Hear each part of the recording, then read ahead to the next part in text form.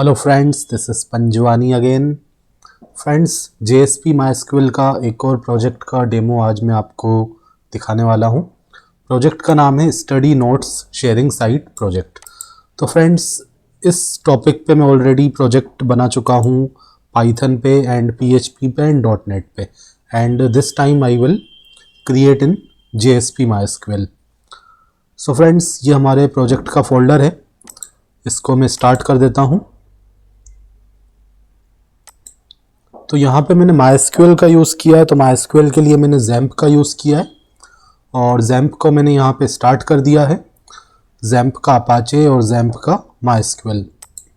अब मैं यहाँ पे सर्वर स्टार्ट कर देता हूँ। तो ये हमारा प्रोजेक्ट का फोल्डर है, इस पर राइट क्लिक करके रन अस पे जाके रन ऑन सर्वर कर दिया, नेक्स्ट किया, फिनिश किया। तो ये हमारा टॉमकेट सर्वर स्टार्ट हो रहा है। तो फ्रेंड्स, आउटपुट यहाँ पे आ चुका है। एक बार मैं इसको हार्ड रिफ्रेश कर देता हूँ, कंट्रोल फंक्शन F5।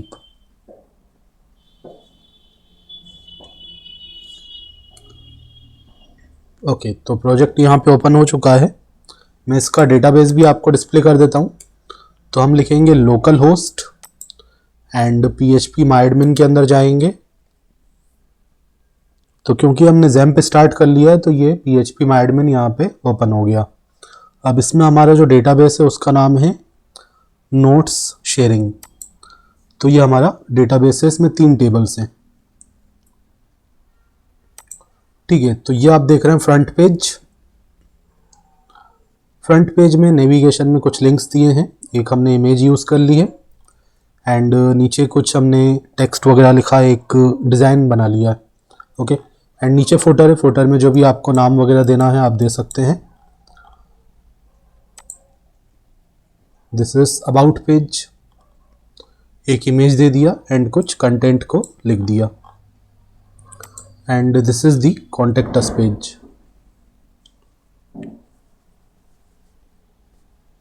अब कॉन्टेक्ट अस पेज में मैंने एक यहाँ पे मैप एम्बेड किया हुआ है। Okay, and this is login page. ये हमारा यूज़र का लॉगिन पेज है और ये एडमिन का लॉगिन पेज है। तो कोई भी अगर जो नया यूज़र होगा तो पहले वो अकाउंट क्रिएट करेगा, एंड अगर ऑलरेडी अकाउंट क्रिएट कर चुका है तो वो लॉगिन करेगा। तो मैं आपको स्टार्टिंग से एक अकाउंट क्रिएट करके दिखा देता हूँ। ठीक है, तो मैंने यहाँ पे नाम दे दिया एंड देन आफ्टर मैंने पासवर्ड दिया, sorry first name last name, then after contact number, email address,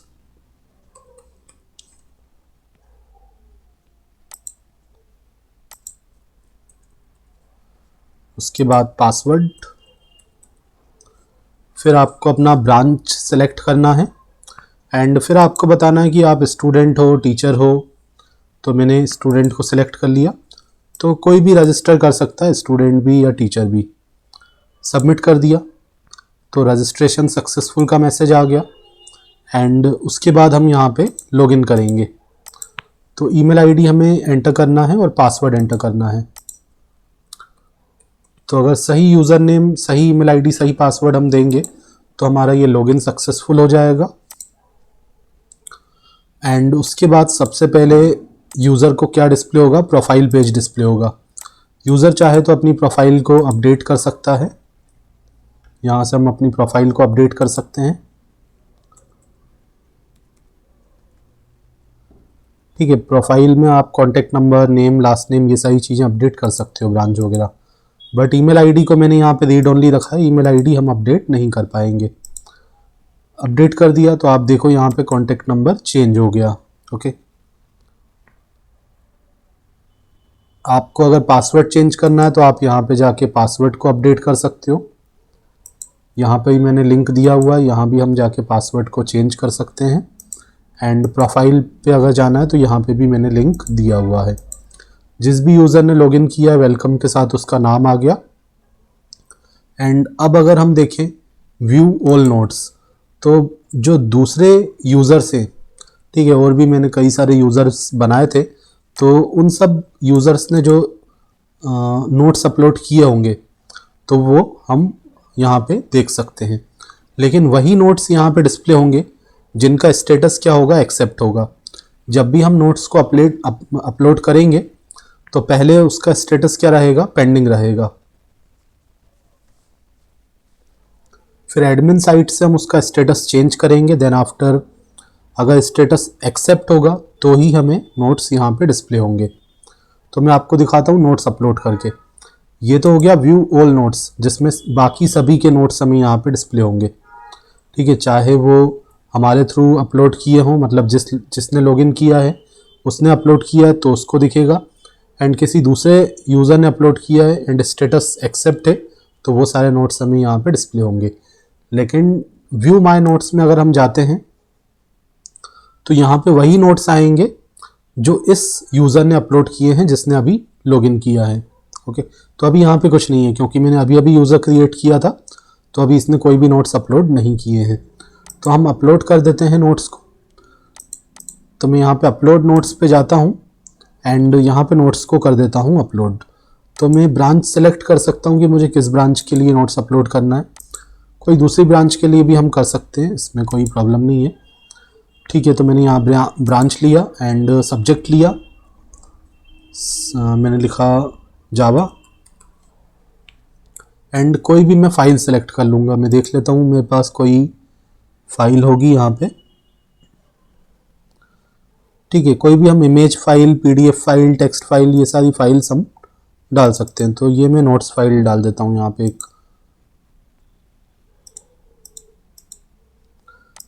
ठीक है, तो डेस्कटॉप पे मेरे पास एक txt फाइल है, उसको मैं सेलेक्ट कर लेता हूँ। एंड यहाँ पे आप बता सकते हो कि किस टाइप की फाइल है, txt है या आपकी डॉक फाइल है, ppt है। ठीक है, तो मैंने यहाँ पे टेक्स्ट फाइल को सेलेक्ट किया। डिस्क्रिप्शन में हम कुछ बता सकते हैं, तो मैंने लिखा जावा object oriented notes, oops notes. ठीक है, तो यहाँ पे आप बता सकते हो कि नोट्स आपके किस यूनिट के हैं, किस टॉपिक पे हैं। तो मैंने यहाँ पे बता दिया कि जावा के ऑब्जेक्ट ओरिएंटेड प्रोग्रामिंग वाले नोट्स मैंने अपलोड किए हैं। सबमिट कर दिया। तो नोट्स एडिट सक्सेसफुली का मैसेज आ गया। एंड अब आप देखोगे, अगर मैं आपको दिखाऊं, नोट्स यहाँ पे अपलोड भी हो रहे होंगे। ठीक है, इसमें मैंने एक फ़ोल्डर क्रिएट किया है नोट्स नाम का। तो वेब कंटेंट के अंदर अगर हम देखें तो एक नोट्स नाम का मैंने फ़ोल्डर क्रिएट किया है। तो जो भी नोट्स मैं अपलोड करूँगा तो वो इसमें आ जाएंगे। एक बार मैं इसको रिफ़्रेश कर देता हूँ। ठीक है, क्योंकि जो भी न्यू नोट्स हमने अपलोड किए हैं तो वो एक बार यहाँ रिफ़्रेश करोगे तो आपको यहाँ पे डिस्प्ले हो जाएंगे। तो मैंने ये txt फाइल यहाँ पे अपलोड की थी, तो ये txt फाइल यहाँ पे आ गई। अब मैं इसको अगर यहाँ पे डाउनलोड करके देखता हूँ तो ये डाउनलोड भी होंगे। व्यू ऑल नोट्स में जाऊँगा तो अभी यहाँ पे ये नहीं आएगा। ठीक है, व्यू माय नोट्स में गया तो यहाँ पे ये फाइल आ चुकी है। मैं भी इसको डाउनलोड कर सकता हूँ, ये डाउनलोड हो गई। ओके, व्यू ऑल नोट्स में अभी ये क्यों नहीं आ रहा, क्योंकि व्यू ऑल नोट्स में वही आएगा जिसका स्टेटस एक्सेप्ट होगा, लेकिन अभी हमारी वाली फाइल का स्टेटस क्या है, पेंडिंग है। तो हम इसको डिलीट कर सकते हैं, देख सकते हैं, डाउनलोड कर सकते हैं, बट बाकी यूज़र इसको नहीं देख सकते हैं जब तक एडमिन उसको एक्सेप्ट नहीं करेगा।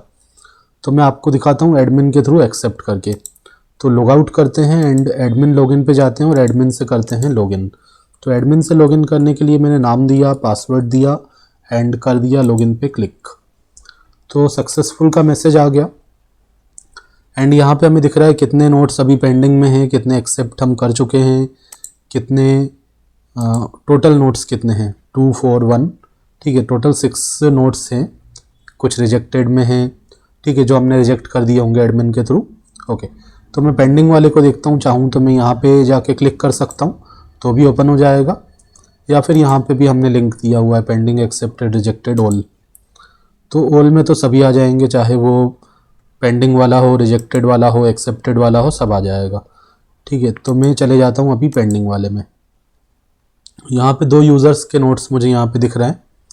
ठीक है, 2 रिकॉर्ड्स हैं। अभी एक हमने अपलोड किया था, जावा नोट्स हमने अपलोड किए थे। तो इसको मैं कर देता हूँ, इसका स्टेटस मुझे चेंज करना है। तो असाइन स्टेटस में जाता हूँ, या तो मैं इसको एक्सेप्ट करूँगा या रिजेक्ट करूँगा। तो मैंने इसको एक्सेप्ट कर लिया ताकि बाकी सब यूज़र भी इसको डाउनलोड कर पाएँ। ठीक है, रीड कर पाएँ। तो अब आप देखोगे हम आ चुके हैं व्यू ऑल नोट्स में एंड यहाँ पे आप देखो इसका स्टेटस क्या हो गया, एक्सेप्ट हो गया। ओके, किसी को अगर डिलीट करना है तो डिलीट पे क्लिक करके आप डिलीट कर सकते हो। एंड इसी तरह व्यू यूज़र्स में जाके सारे यूज़र्स को हम देख सकते हैं, डिलीट कर सकते हैं, सर्च कर सकते हैं। ठीक है, पासवर्ड चेंज कर सकते हैं। एंड डैशबोर्ड पे अगर हम देखें तो अब पेंडिंग नोट्स में वैल्यू क्या है, 1 है, क्योंकि एक पेंडिंग जो नोट्स था उसको मैंने एक्सेप्ट कर लिया है। एंड पहले एक्सेप्टेड में 4 था, तो अब यहाँ पे 5 आ चुका है। तो ये जो वैल्यूज़ आ रही हैं वो डायनामिक आ रही हैं, मतलब डेटाबेस में जितने रिकॉर्ड्स का स्टेटस पेंडिंग होगा तो उसके अकॉर्डिंग ये काउंट होके आएगा। जितने जो नोट्स हैं हमारे उन सब का स्टेटस अगर जिनका जिनका रिजेक्टेड होगा तो वो काउंट होके यहाँ पे आएगा। ये डेटाबेस में आप यहाँ देख भी सकते हो। ठीक है, नोट्स टेबल में आपको दिखाऊं, जैसे रिजेक्ट में अभी केवल 1 है, तो यहाँ पे आप देख रहे हो केवल यहाँ पे 1 आ रहा है। ओके, पेंडिंग में भी अगर मैं देखूँ तो यहाँ पे 1 है, तो वो 1 काउंट होके आ रहा है। ओके, एंड ऑल नोट्स में सभी पेंडिंग रिजेक्टेड सारे काउंट होके यहाँ पे आ रहे हैं। एंड अब मैं जाके आपको दिखाता हूँ कि जब हमने स्टेटस चेंज कर दिया तो बाकी सब यूज़र भी उसको देख पाएंगे नोट्स को एंड डाउनलोड कर पाएंगे, मतलब व्यू ऑल नोट्स में हमें वो नोट्स डिस्प्ले हो जाएंगे। तो मैंने यहाँ पे लॉगिन कर लिया।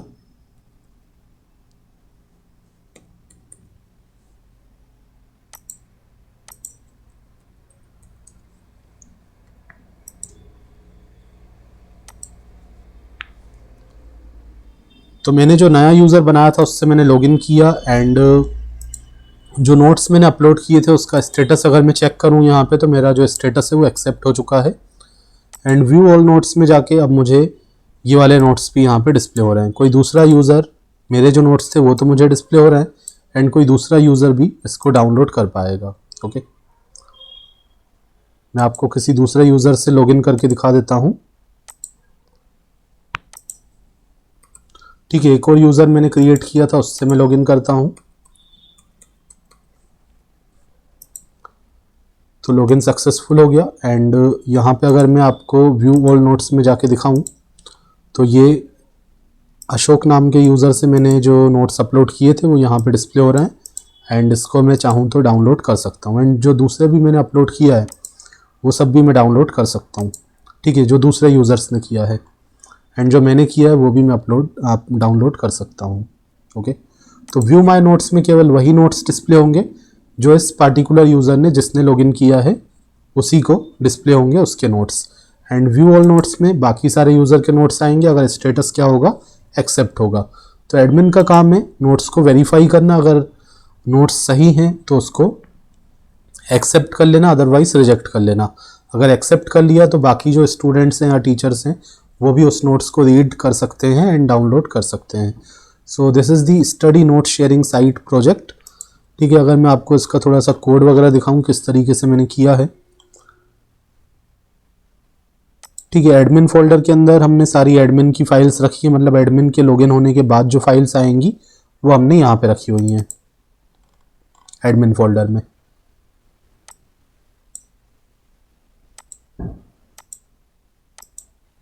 इमेजेस सारी इमेजेस फोल्डर के अंदर हैं। कंपोनेंट्स के अंदर जो कुछ कॉमन पेजेस हैं जैसे फुटर हो गया, नेव बार हो गया, ठीक है, वो हमने कंपोनेंट्स के अंदर रखा हुआ है। स्टाइल CSS हो गया, वो सारा कंपोनेंट के अंदर रख दिया है। एंड जो नोट्स अपलोड हो रहे हैं वो नोट्स फोल्डर में हो रहे हैं। एंड ये सारी जो फाइल्स हैं जो वेब कंटेंट में आप देख रहे हो ये सारी यूज़र साइड वाली फाइल्स हैं। ठीक है, प्रोफाइल एडिट करना, लॉग आउट करना, प्रोफाइल देखना, साइन अप करना। ठीक है, तो इस तरीके से कोड आप देख रहे हो मैंने किया हुआ है। डेटाबेस भी मैंने आपको डिस्प्ले कर दिया। अगर मैं इसका अगर आपको डेटाबेस की जो क्वेरी वाली फाइल है वो अगर आपको डिस्प्ले करूं तो वो आई थिंक मेरे पास C ड्राइव में होगी, जावा प्रोजेक्ट्स। तो JSP पे काफ़ी सारे प्रोजेक्ट्स हम बना चुके हैं। मेरी वेबसाइट पे आपको सभी के डिटेल आपको मिल जाएगा, सभी का कौन कौन से प्रोजेक्ट बन चुके हैं और कुछ बनने वाले हैं वो भी मैंने लिस्टेड कर दिए होंगे। तो हम देख रहे थे नोट शेयरिंग प्रोजेक्ट को। ठीक ठीक है, तो ये इसकी एसक्यूएल फाइल भी मैं आपको प्रोवाइड करूँगा। तो एसक्यूएल फाइल जो रहेगी उसके थ्रू आप डेटाबेस इसको डायरेक्ट इंपोर्ट करके क्रिएट कर सकते हो। ठीक है, कैसे क्रिएट करना है सारा का सारा आप कॉपी कर लेना। जब भी आप डेटाबेस क्रिएट करते हो तो इस तरीके से सारी की सारी फाइल को कॉपी करना है एंड phpMyAdmin पे जाके एक बार होम पे आप चले जाओगे एंड एसक्यूएल में जाके यहाँ पे पेस्ट कर दोगे, गो पे क्लिक करोगे तो आपका डेटाबेस यहाँ साइड में क्रिएट हो जाएगा। अभी मैं ऑलरेडी कर चुका हूँ तो इसीलिए फिर से नहीं होगा। ठीक है, तो ये आप देख रहे हो डेटाबेस की फाइल है, एडमिन फोल्डर है, एडमिन टेबल है, उसके अंदर रिकॉर्ड इंसर्ट कर दिया, नोट्स टेबल है उसके अंदर रिकॉर्ड्स इंसर्ट कर दिए, यूज़र टेबल के अंदर भी कुछ डेटा हमने ऑलरेडी डाला हुआ है। ओके, एंड अब अगर बात करें क्या क्या हमने यूज़ किया है, तो सॉफ्टवेयर जो मैंने यूज़ किया है जावा का JDK यूज़ किया है एंड आईडी आप चाहें तो इक्लिप्स यूज़ कर सकते हैं, स्प्रिंग टूल सूट का यूज़ कर सकते हैं। डेटाबेस के लिए MySQL है एंड MySQL के लिए जो सॉफ्टवेयर मैंने यूज़ किया है वो XAMPP है, आप चाहें तो MySQL वर्कबेंच का भी यूज़ कर सकते हैं। फ्रंट एंड डिज़ाइनिंग के लिए HTML CSS एंड जावास्क्रिप्ट का यूज़ किया है। बैक एंड में जो लॉजिकल कोड है वो JSP का है एंड उसके अलावा डेटाबेस हमारा MySQL है। अगर आप इसका सोर्स कोड परचेस करना चाहते हैं एंड रिपोर्ट PPT परचेस करना चाहते हैं तो आप मुझे कांटेक्ट कर सकते हैं। This is my WhatsApp number. Project आपको कैसा लगा कमेंट करके ज़रूर बताइए।